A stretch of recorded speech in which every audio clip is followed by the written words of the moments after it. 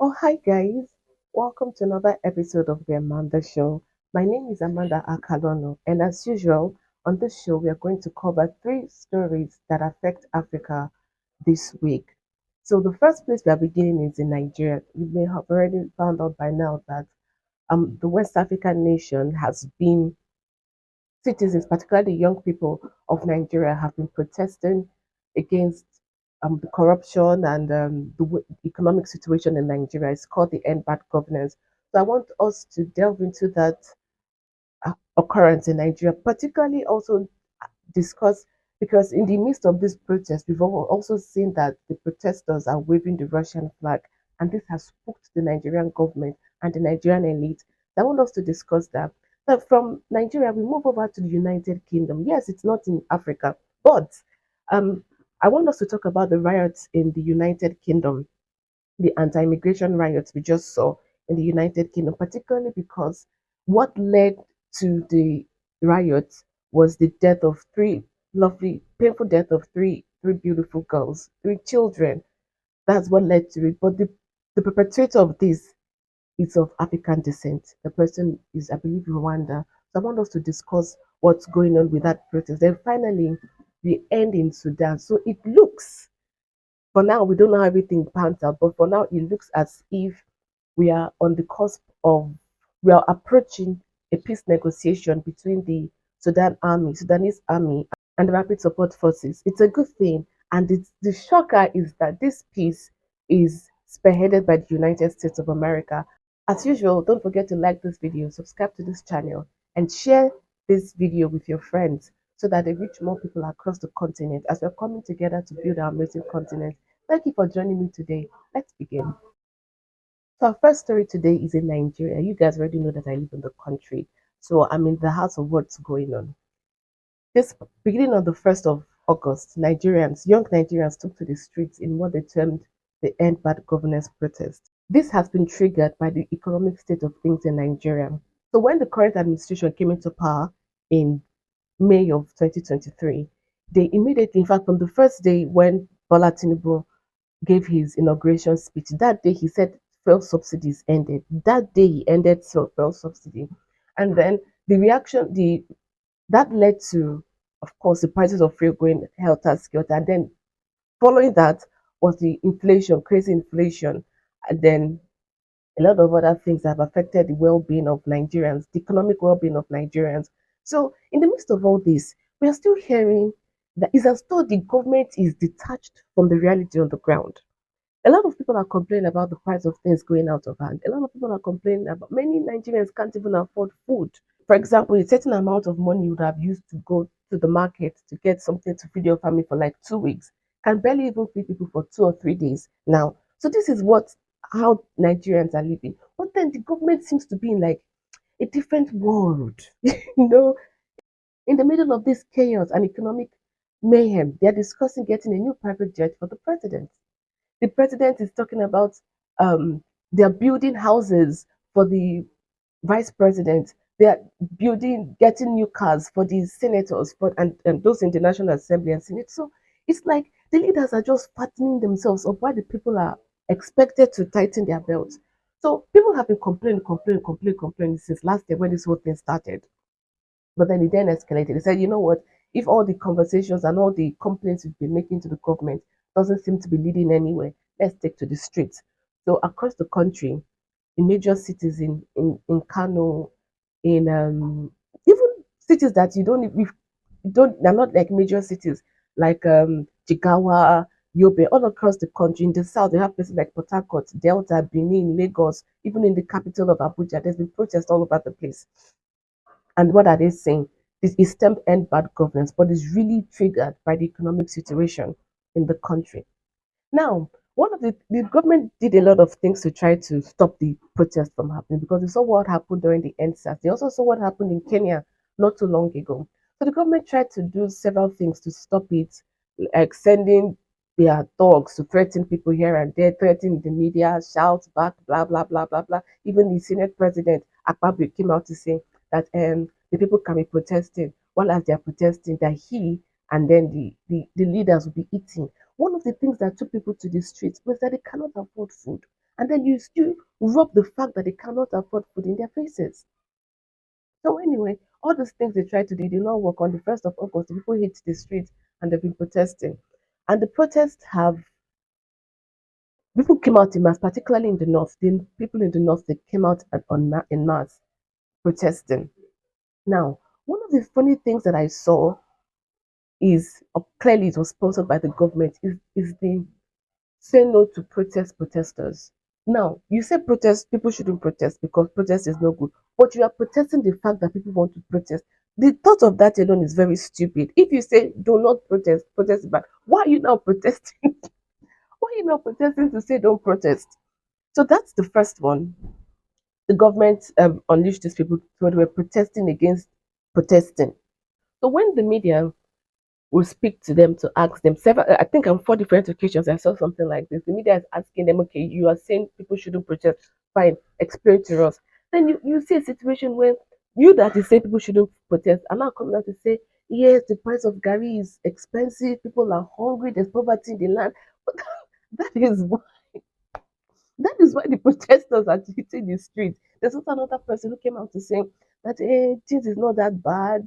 Like our oil sector. But the bottom line is, even those people who have clearly been paid by the government, clearly, even these people who have clearly been paid by the government, who are telling the Nigerians not to protest, they are experiencing the same thing, and they couldn't even make a convincing argument in favor of the government because there's nothing you. How do you want to explain? This thing is biting everybody. So there's really no way you can explain the government out of this situation. Then another thing that they did was that the government tried to bribe people from protesting. So if you come out to protest, there's certain places that maybe like a stadium or something where people will gather before they head out together.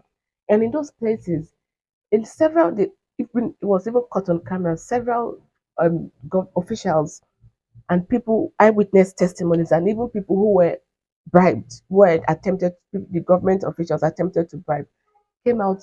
So these government officials went there to give them money and tell them, take this money and go home, don't protest. That was one of the most striking things for me in this end bad governance protests. The people are complaining that the situation of the country is bad. The government clearly does not have a solution to it. Instead, they think the best thing to do is to, and the shameful thing is, they are being bribed with 1,000 naira, 5,000 naira. How much is 1,000 naira? It's less than $1. It's less than $1.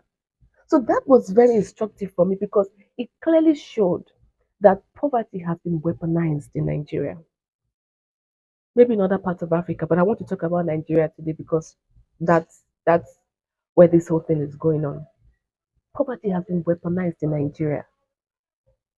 Because if the government had been doing their job to make the livelihood, the state of living of the citizens good, I'm not saying it should be the best in the world, which there's no reason why it shouldn't, but even if it was just good or even moderate compared to other parts of the world, you cannot bribe them with that amount. If the citizens are doing well, if you say Nigeria was a mid-income economy, you can't bribe them with 1,000 naira, 5,000 naira. But because they know they are poor, because these leaders know they are poor, they have weaponized poverty. They have weaponized poverty. And it's very telling. That's a very telling rep- is a very telling recommendation of the government of Nigeria. Not just this one, but all we have seen so far. Because what we are seeing is a cumulative effort of several of the people who have been in power. In one of the last episodes, I told you that in 2015, Nigeria was number one economy in Africa. Nigeria was worth over $500 billion, the GDP, and it was poised to hit $1 trillion in a short time before the Buhari administration came in. The Buhari administration came in, when it came in, it saw Nigeria into three recessions. Then this one came in and added to it. This Tinubu administration came in and added to it. As we speak, Nigeria is the fourth economy in the world, yet it has the biggest population of over 220 million people, 210 million people. It has the largest population and the fourth economy with just barely over $200 billion in GDP. So that means since 2015, Nigeria has lost a lot. And instead of the government, so sometimes I really think, is this thing intentional? Is it because we can say outsiders do it, but the outsiders cannot do it if they do not have insiders who work with them. Outsiders cannot push their will in your country if they do not have insiders who are working with them. This is the weaponization of poverty because in the last 8 years, the economy of Nigeria it has more than halved. More people have gone into this. I believe it's over 100 million Nigerians who are in multidimensional poverty. And if that 100 million were a country alone, if that 100 million Nigerians that are in multidimensional poverty were a country, it's more than the population of many countries in Africa. The weaponization of poverty. So, and then they said people should not take to the streets. Tell me why they shouldn't take to the streets. Tell me, make that argument. Why shouldn't they take to the streets? Another failed attempt I have seen. Now I don't know if this is from the government, but it's an attempt by some people anyway to make this a northern southern thing. In fact, to whip up the whole tribalism something. This is oh my god. This is why I keep saying that we have a lot of work to do in Africa and even in Nigeria. During the elections, tribalism was whipped up against pa- some tribe, particularly the Igbo people. The Igbophobia was weaponized. A lot of people were saying, even in Lagos State, for example, where most people live, they said Igbo should not vote. And if they didn't even have to ask you your name, they would just look at you. And if you looked like you were doing fine economically, they say you are Igbo, don't vote, go. It was weaponized. Igbophobia, tribalism was weaponized. People were killed. People were maimed because they looked Igbo. Because they looked Igbo. So anyway, when this particularly whipped up by the administration in office now, but when there is the result, I don't think he won election, but that's not the conversation. When the results were announced, it showed that a number of people in the north voted for him to come into power, Tinubu to come into power.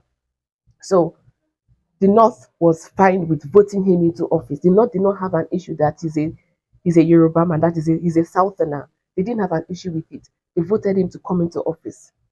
Now that this whole thing is going on, we're beginning to see rhetoric say that this is the because, like I said, most of the people who are protesting, the large numbers, most of the people who are protesting are in the north.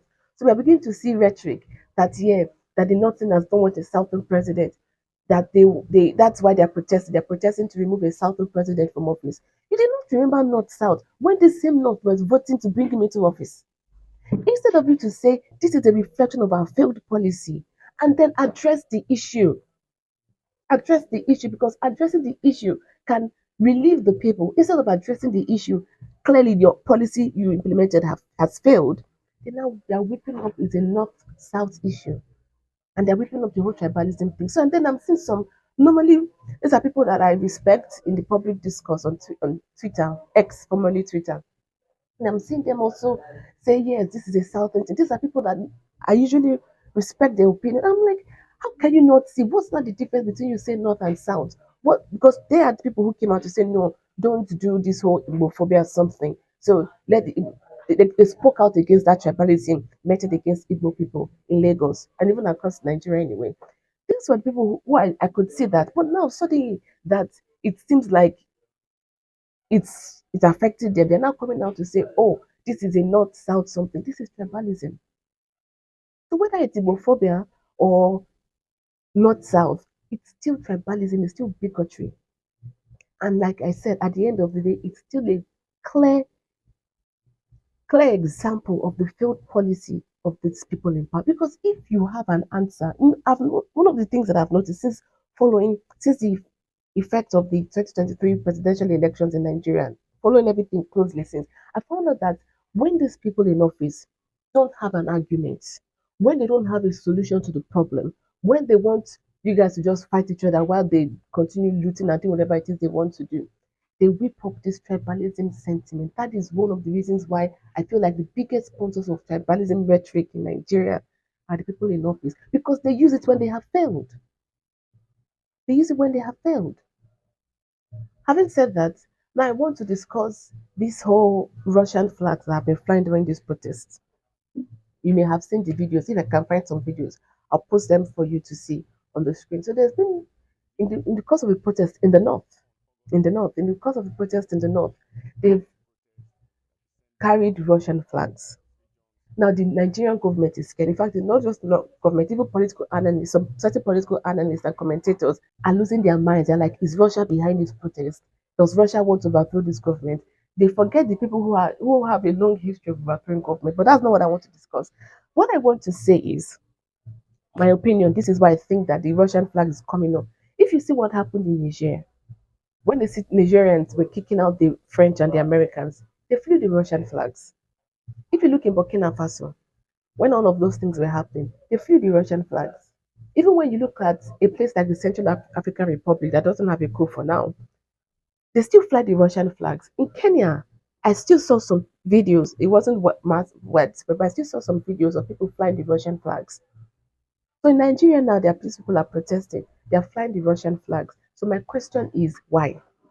It's not because if Russia is trying to overthrow your country, would they now carry their flag? Carrying the flag, oh, sorry, overthrow your government. Flying the Russian flag clearly is going to implicate them. So anyone who is smart and who really wants to overthrow your government is not going to be flying his flag or to send your people to fly his flag. But instead, I think right now what people have may not have realized, the leaders in Nigeria may not have realized, is that the Russian flag has become a symbol of resistance. The Russian flag has become a symbol of anti-imperialism. The Russians, maybe when they marched into Ukraine, they didn't expect this kind of turnout. But that's what has happened. The Russian flag has become a symbol of anti-imperialism. It has become a symbol of the resistance. And if you look in the places where it's flown, it is flown in countries where we already know that the people in power are so-called Western puppets. Take, for example, in Niger, when they kicked out, I've forgotten his name, the guy that was ousted last year, he was a French puppet. If you look in Mali, it was a French puppet. If you look in Burkina Faso, it was a Western puppet. If you look in Kenya, the word on the street is that Ruto is a Western puppet. If you look at Tinubu, word on the street is that Tinubu is a Western puppet. So you see that this now it's not necessarily because Russia is trying to overthrow Tinubu. I don't know why he wants to. What did Tinubu do to Russia? I don't see any. And why would they want to overthrow him? If it's because of the Russia-Ukraine crisis, the whole of Africa is neutral. So there's no government in Africa that is suddenly standing behind the United States or Ukraine. There's none. So explain if you don't, this is why I'm saying it's not Russia. But anyway, it's just because the Russian flag has become a symbol of resistance against Western imperialism. That's why these Russian flags are flying all over the place. But something that I want to say to the Nigerian government, it's very easy to whip up tribalism, to whip up North versus South, to whip up um, to call your thugs to burn things and loot things and cause chaos across the whole place. It's very easy to do that. It's very easy to organize a say no to protest. It's very easy to call your hungry citizens who are coming out to protest your failed policy. It's very easy to call them to one side to give them $1, less than $1, a few cents, $1, 5,000 naira. It's very easy to do that. But all these things are just patches that does not fix. It's like plastering a wound. It does not fix the issue. The main thing is you should get in and fix the problem. The policies you have set put together. That's the most important thing. Instead of looking at who wants to overthrow this government, instead of looking at who you can bribe to keep people in their homes, instead of looking at how to use the military to suppress the protest, even if because the government has been shooting people. The last time I checked, over 22 people have been killed the last time I checked. But you shoot them, you kill them, they still come out again. Because no matter what you do, hunger is the biggest trigger of revolution. Look through history. Look at the French Revolution. What caused it? Hunger. Look at the Russian Revolution. What caused it? Hunger. So if you do not want a revolution that will oust you, keep the bellies of your people full.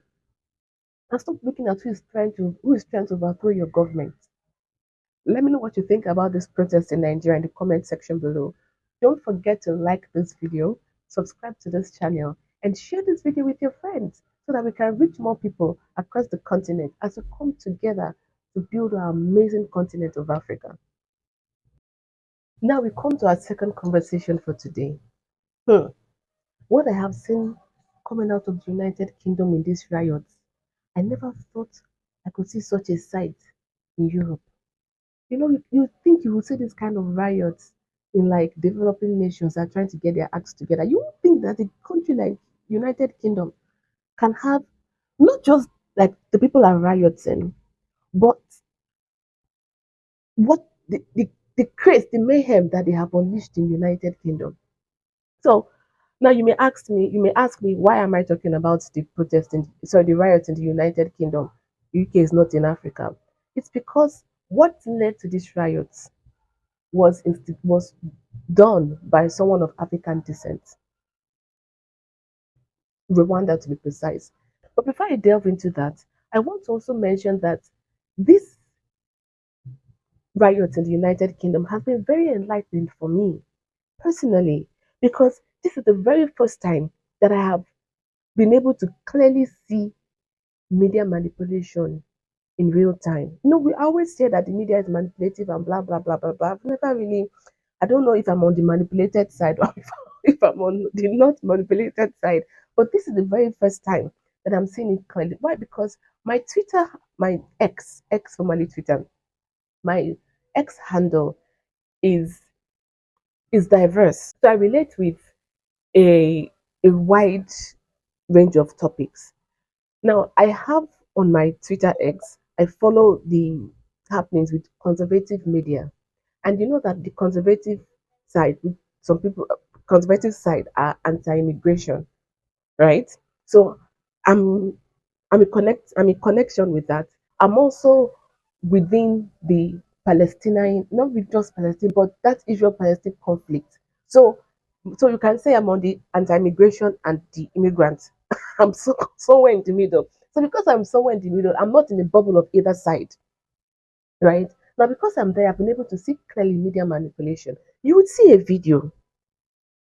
It's very interesting. Very, you need to be very careful when you don't just run with information just because you saw clips of a video. You will see a video here about the right, these far right people who are burning and looting the United Kingdom, their own country, because they say they do not want immigration. You see that video of them causing this mayhem, right? And then that same video, you will now see the other. So this anti-immigration people, quite interesting. Now these anti-immigration people will use that video. So because the far right, no, because the far right people are looting and burning and even attacking those who are just walking around, then these people who are just walking around who want to defend themselves, right? You don't, because someone is coming to beat you up, for example, your reflex is to defend yourself. So these people who are being attacked because maybe because they are Arabs, they are of African descent, as long as they don't look like these far right people, they're attacking every other person. So these people will now want to defend themselves. Then the anti-immigration group that I'm following, not really following, but the anti-immigration group I'm in connection with on Twitter will show me where this immigrant or this non-white person is trying to defend himself and say, see, the Muslims are attacking the white people, the blacks are attacking the white people. Look, the Muslims are carrying cutlasses. I see that part. But then when I check this other half, that this let's say, I don't want to say pro-Palestine because they are also it's diverse, but then they are should I say the immigration group. I don't because I'm seeing that also. They will now show me another aspect of that video.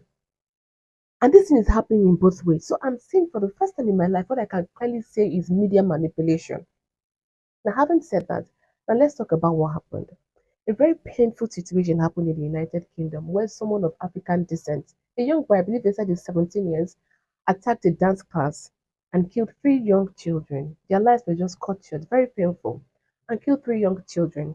Now, when this thing happened,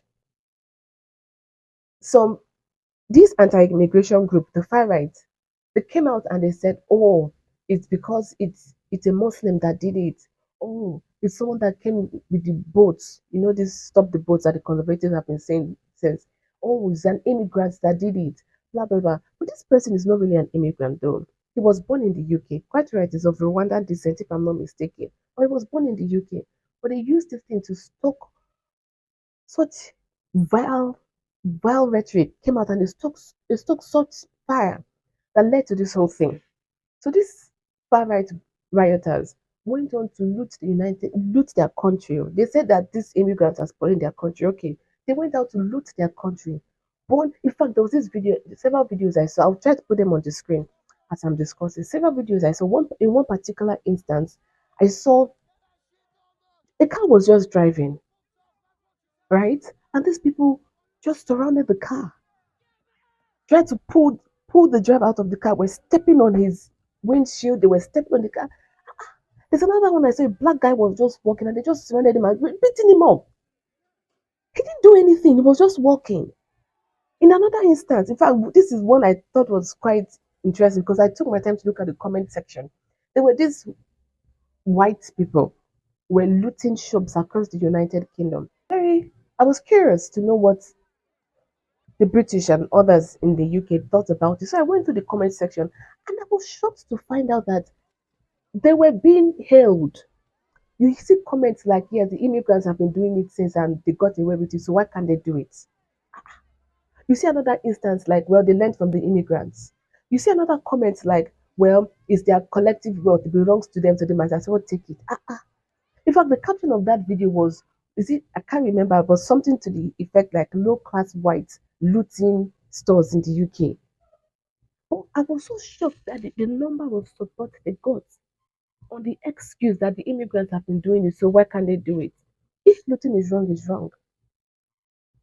It doesn't matter if it's an immigrant that is doing it or if it's a white person that is doing it. If looting is wrong, it's wrong. You know, in the previous segment of this show, this episode, I mentioned that how the Nigerian government has weaponized poverty. You know, when you can keep the people poor, you can get them to do things that they normally wouldn't do if they were doing better economically, right? So you get them to do it for pennies. Now, I can say the same thing for the United Kingdom. The state of the UK economy has collapsed in these past several years, in the past decades.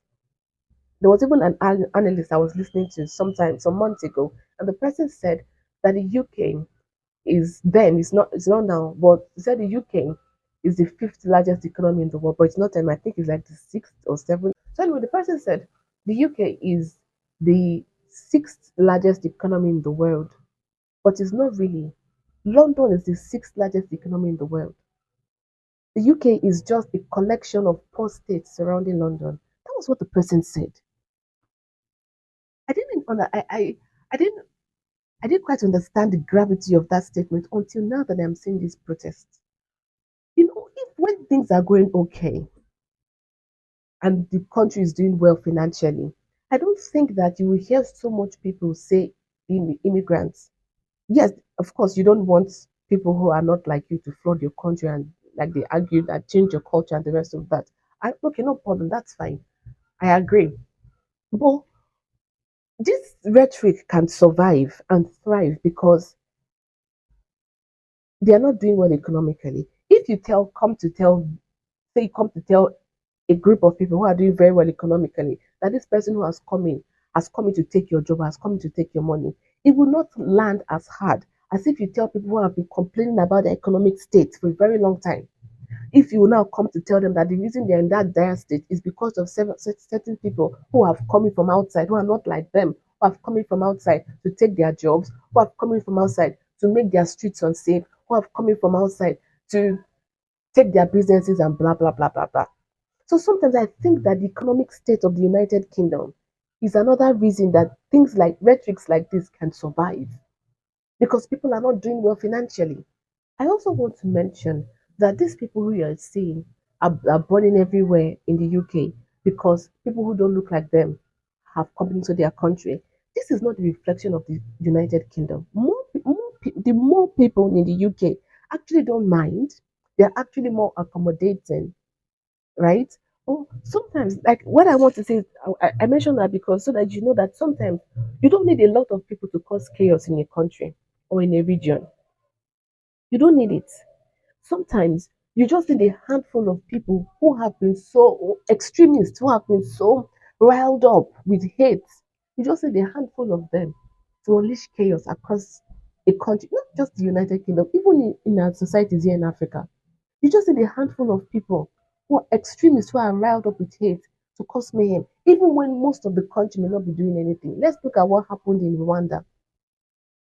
If you had asked the whole population of Rwanda, they would not have been okay with the genocide. But it just needed a handful of people to come in to be able to do that thing. Look through history. When things like this happen, you don't it's not the whole country that goes out. In fact, most of the country people in the country are like, what's going on? After someone said many years ago, someone said that evil prevails when good men do nothing. So if you want to stop things like this, that's what I saw, that there's been a counter protest in London, which had a large crowd of people in the UK, white people in the UK coming out to speak against what these far right extremists did in their country. Now I want to bring this thing home with us in Africa. If there's ever been a time for us to get serious about developing our countries, it is now. Listen, the more things the more things seem out of place in the West, the more the economic situation crumbles, the more they feel like the way they used to live, or because you keep hearing that the West is collapsing and all of those things. So the more they feel like the era of grandeur is far, far behind, the more you're going to see rhetoric like this rile up people who can easily take to the streets to cause mayhem. And when they go to the streets to cause mayhem, what are they going for? They're going against people who don't look like them. Like we saw, maybe that guy in the car driving in the United Kingdom, that these people surrounded like this, maybe he was all his life he was born and brought up in the UK. Maybe. But at that point, these crazy folks, these extremists, did not care. At that point, what mattered to them is you do not look like us, you are the enemy. What mattered to them is you do not look like us, you are the problem. So we need to take a very big lesson from that for us in Africa, and don't just say, well, if I don't care whatever these leaders in Africa want to do, I'll just relocate there. You can relocate there, fine, no problem. But it's not home. The most important thing is for us to build Africa. Let's make this place a lot more prosperous for Africans. So because like I've said several times, many people don't just want to stand up and leave their country. They don't want to stand. It's not the dream of many people. People leave their country because of something, the state of the economy or the state of security. That is why they leave their countries. So we need to come together to build our own continent, to build our respective countries in Africa, so that this place can be not just prosperous for all Africans, it can also be secure for all Africans. And others who want to come here, because me, I don't mind, they can come here. Once we make this place really successful, of course they can come here. I don't have an issue with it.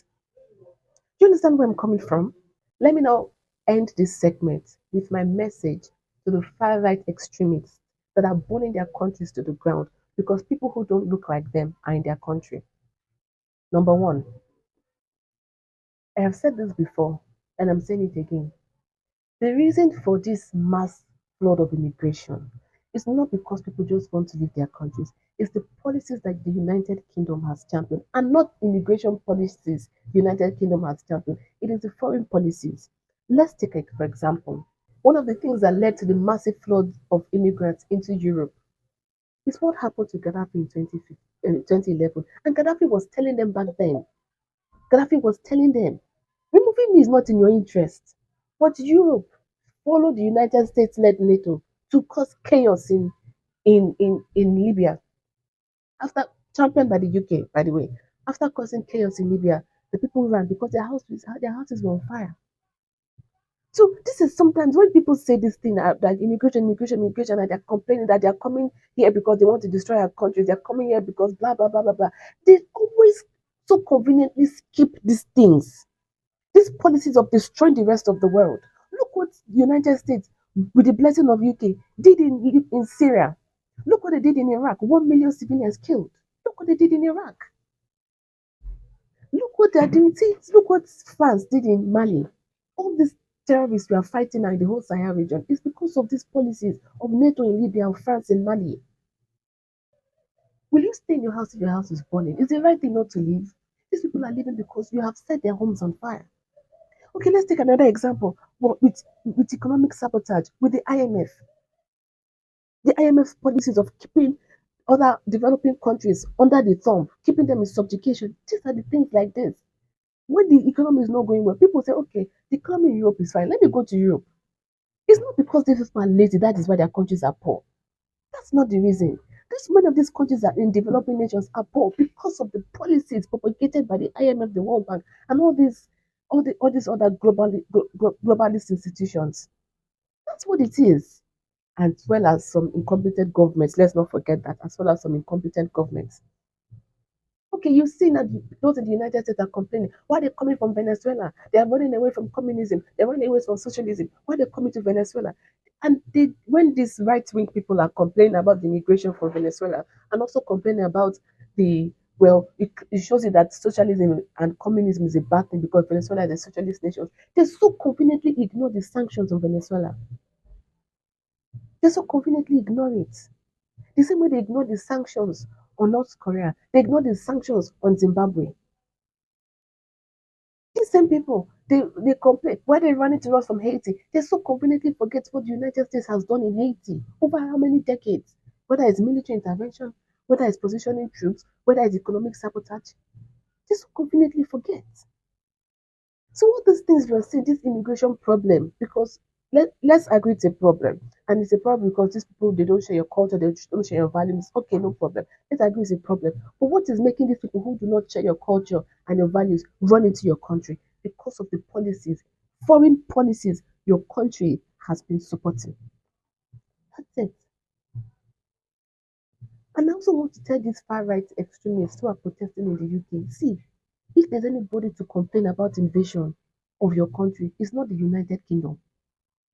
It's not you people. Because out of how many countries in the world, United Kingdom is responsible for colonizing more than 80% of the world's population. The United Kingdom. When they were, do you think that they were welcomed with open arms when they were going into other people's countries?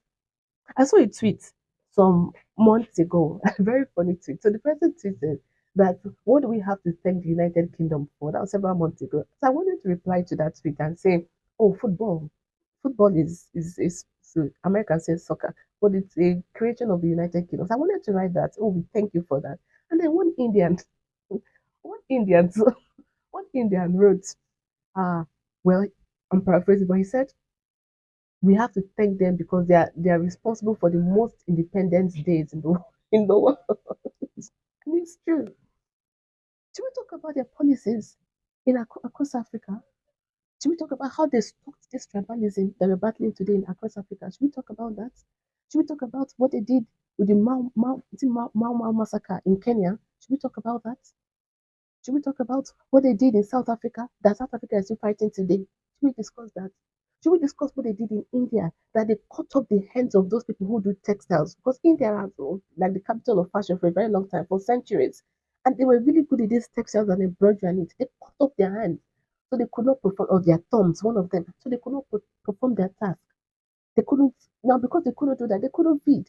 They couldn't take care of their people. They couldn't continue teaching their people their trade. Should we talk about the mass starvations of the Indians by the British? These same people you are saying don't come to my country. Should we discuss what you have done in their own countries? So if you want to come out, and if there's any country in the world that wants to complain about invasion, if there's any country in the world that wants to complain about people were not invited coming into their country, it's not the United Kingdom. It's definitely not the British. So let me know what you think. Let me know in the comment section below. This whole thing that I didn't expect, I never thought I would see something like this in my life happening in Europe, the UK of all places. Let me know what you think about this in the comment section below. Don't forget to like this video, subscribe to this channel, and share this video with your friends so that this reaches more people across the continent as we come together to build our amazing continent of Africa. Now we come to our final conversation for today. It seems the way things are going that we're about to see a peaceful settlement in Sudan. So finally, after over a year of, of fighting, of mass starvation, of mass reports of sexual violence, and really burning the country to the ground. It seems that Sudan is finally coming to a peace settlement, and this is instigated by the United States. So the first thing I want to mention is that the two armies are clearly exhausted. They've been fighting for over a year. And remember that neither of this army is is a military power, right? So many of their weapons and their sustenance is coming from outsiders. Like in the case of the RSF now, we have numerous reports showing us that the RSF is supported the um, by the United Arab Emirates. So the UAE is giving the RSF weapons and money and the rest of them through channels within the continent. That's in the case of the RSF. So by now they are exhausted and they are tired.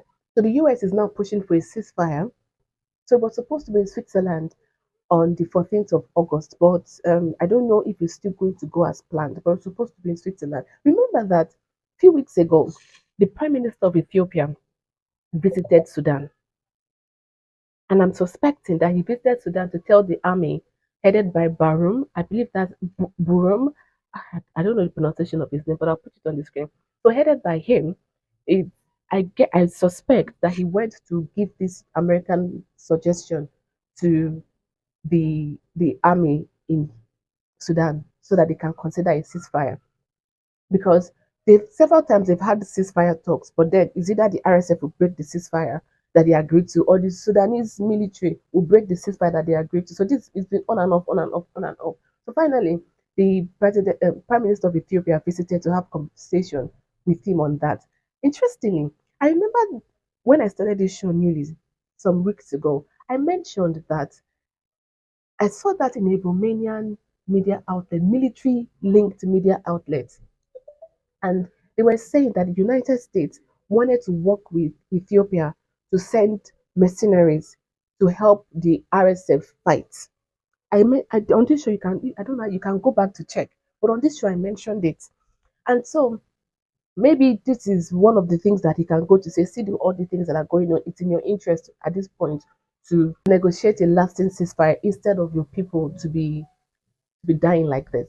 Now, I don't know the outcome of that meeting. I don't know how the military head in Sudan responded to that meeting. I'm suspecting that he wasn't so welcoming to the whole ceasefire agreement thing because he came out to even he still came out to say, "Oh, we are still going to fight. We'll fight until we get rid of these people." Blah blah blah blah blah.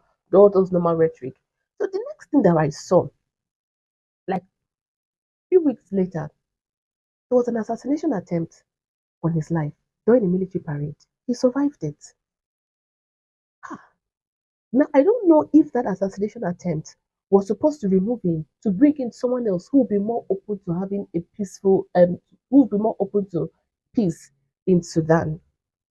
I don't know if that was the purpose of that, but I know there was an assassination attempt on his life, and then he survived it. In fact, that's why I started this episode by saying, sorry, this segment by saying, I don't know if the initial peace conversation that was supposed to happen in Switzerland on the 14th of August, if it were to still hold, because that was agreed to, at least the talks was agreed to before someone tried to kill him. But anyway, there's something I want to mention over the past several months, maybe like several months here, over the past several months, it seems like the RSF is making gains. This same RSF, it seems like they're making gains. I believe there was a time that I saw a news story that they had um, taken control of the Blue Nile. Now, that Blue Nile is a river that cuts from Ethiopia into Sudan. Interesting. So even now that the RSF is in control of the Blue Nile, that's an option to be able to send supply to the RSF. So the RSF is in control of the Blue Nile. I've also seen several reports of instances where the Sudanese army is surrounded by the RSF or almost surrounded by the RSF or even completely cut off from all communication lines. So they are surrounded, no communication, and they are slaughtered. I've seen several things like this. So if I put all these bits and pieces together, it's looking to me like the Sudanese military, does not have a good hand to play. Does not have a good hand to play. So even if maybe this is why Barum, that's the head of the military, maybe this is the reason why he's stalling negotiations because he's going into a negotiation with a losing hand. The RSF is going with a winning hand. And remember, the backers of the because now the RSF is really just a paramilitary group. They can say, okay, fine, you will be over. Then they give the head of the RSF money and he can just retire somewhere, maybe in one Caribbean island or somewhere in Europe or something. So you can easily do any of those things. Well, so the thing that is now making me really think is here's where the government of Sudan is stuck between a rock and a hard place. You go into negotiations with a losing hand. Your troops are surrounded. You have lost critical supply networks. You have some of your troops have been completely cut off from communication. You can't reach them. Then, meanwhile, the RSF is recording significant gains. That's one thing. So on the other hand, if he says let him continue fighting, his people are dying. I saw was it Amnesty International or one of these human rights agencies released a report recently, maybe towards the ending of July, released a report about the people of Sudan are suffering, about the mass sexual assault going on in Sudan. That even in one instance, was it a 9-year-old child that was sexually assaulted and she died on the spot. So you see stories like this. You know the situation in Sudan is not good. Even the United Nations recently came out to say that Sudan is about to experience one of the greatest famines in the world. The people are hungry. So your people are being slaughtered. Your people are hungry. Your country has been burnt to the ground. You are losing the war on one hand. But if you say, okay, let me fight to get more territory, at least to get a winning hand, your people are dying on the other hand. So you're stuck between a rock and a hard place. So you're stuck between a rock and a hard place. So what is the Sudanese government supposed to do about it? I really don't know. I really don't know. But I cannot encourage them to keep fighting. I can't. Because if you encourage them to keep fighting, the people of Sudan, my business is the people of Sudan. My business is the people of Sudan. Because even this, if you keep fighting, more lives will be lost, more destruction will occur. So as more lives are lost, more destruction occurs. Then imagine how much more money you will need to rebuild Sudan. You go and take IMF loan that all of us in Africa are complaining about. You want to go and take IMF loan? You see why I say there's no winning this thing for Sudan. There's no winning this thing. At all, there's no winning this thing. If I'm to say, I would say the government of Sudan should please go to the negotiating table and end this thing before it gets worse. Because if the United States, if the UAE keeps funding the RSF, keeps giving the RSF weapons with players within Africa. Don't forget that countries like Libya, countries like Uganda were mentioned in that report. I told you that when I spoke about it initially, that I saw in Middle Eastern Eye. I saw it in that publication. If the UAE keeps supporting the RSF like this, so that means the RSF has weapons. The RSF has access to money. If the other report I told you I saw in Romanian Times is true, and the Ethiopian government would send mercenaries to fight with the RSF, meaning that the RSF still has endless source of soldiers. That means the situation is likely to get worse and worse and worse for the government of Sudan. So it's better to end it now before it gets worse. That's what I'm advocating for the sake of your people. Because if it gets worse, you will need more money to rebuild. You will need more of your people will die. More hunger will take place. More people with psychological trauma, from whether it's from the soldiers who are fighting, or whether it's from the effects of war, or whether it's even from the reports of sexual abuse we are seeing. Do you understand? So there's no winning this thing for Sudan. It's so painful because a lot of people have died for nothing. People have died for nothing. There's no winning this war for Sudan. Really, there's really no way to win it. What I'm now wondering is when he finally goes to the negotiating table, I wonder the concessions they will take from him. Because when you have lost, you are going to negotiate with a losing hand. The people will milk. And when I mean the people, I don't mean the RSF. Like I said, the head of the RSF will retire somewhere else, not in Africa. He will go to maybe one Caribbean island or somewhere in the West, just to chill. He's not going to retire here. He's not. So he retires somewhere with a lot of money. The concessions he will get that the government of Sudan will give will be given to those who were supporting the RSF. Africa. This is why I've said over and over again, war is not in our interest. Because as it stands now, we don't have a formidable military in any African country that can be able to stand up to any threats. We don't have anything. So if we ever go to war in any African country, this is the way to go. Like this thing we are saying is the way to go. You're going to get significant concessions from the from those who are backing the RSF. Who knows? Would they give them ports? Who knows? Would they have to agree for military bases to be set up in Sudan? Who knows? War is not in our interest. As Africans, war is not in our interest. Let me know what you think about this development in Sudan. Let me know in the comment section below. I'm more interested in peace so that the people of Sudan, stop dying. Let me know what you think about it in the comment section below. Don't forget to like this video, subscribe to this channel, and share this video with your friends so that we can reach more people and this message can get to a wider audience as we come together to build our amazing continent. Well, that's it. That's all we are covering in this episode of the Amanda Show. It's been a very exciting conversation we've had, but for me, it's been a very somber moment of reflection from what is going on, from the protests in Nigeria to what happened in the UK and the riots that we saw, and also this whole thing with the Sudanese military having to go to the negotiating table with a losing hand. So let me know what you think about all of these topics in the comment section below. Don't forget to like this video, subscribe to this channel, and share this video with all your friends. I want to see more and more of your friends watching this video and your family members watching this video. Thank you so much for joining me in this episode of The Amanda Show. I'll see you in the next video. Bye-bye.